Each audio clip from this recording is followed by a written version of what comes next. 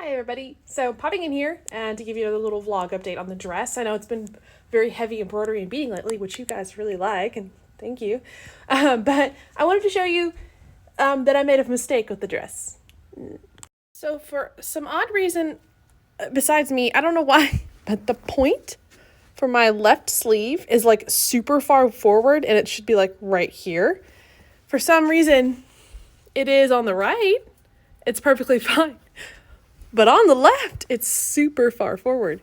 And to me, this indicates that I have to take the sleeve off and recut it, which would be a nightmare because these are very awkward sleeves. And I've already cut, well, can't see because of the lining, but I've already cut a shape for the armpit and the bottom. And I don't want to remove this. So we're going to do a theater type patch. I'll show you what I mean. So when I say theater, I mean that it's kind of not a great way to do it and not the traditional way to do it, but will work for what you need it, aka costuming. So I took a piece of the fabric in a, triangle look with the interfacing that I'm using, which is fa shape. And then basically I'm going to insert it into here, align where I want my point, which is going to be about right here. And I'm going to match where I need it to go and kind of fade it into the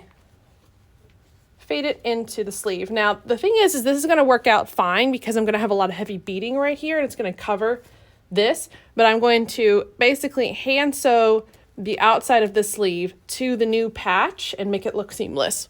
I'll show you. Here is our little patch piece that we are going to sew in with the edges serged and the top finished. Okay, so I have attached this piece with a stitch in the ditch stitch right here to try to make that look as seamless as possible. On the back here, I've cut out some of that fa shape because it's super thick. So this now lays nice, even though it doesn't look as nice from here, but remember that'll be covered up in embroidery and beading.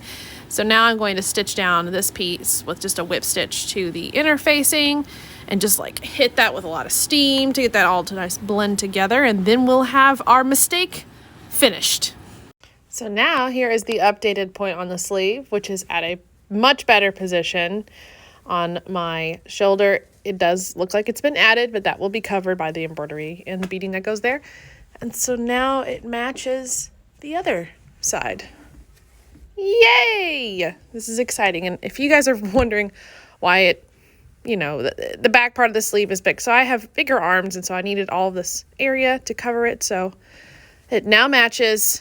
We can now proceed in the embroidery of the shoulders. Wah!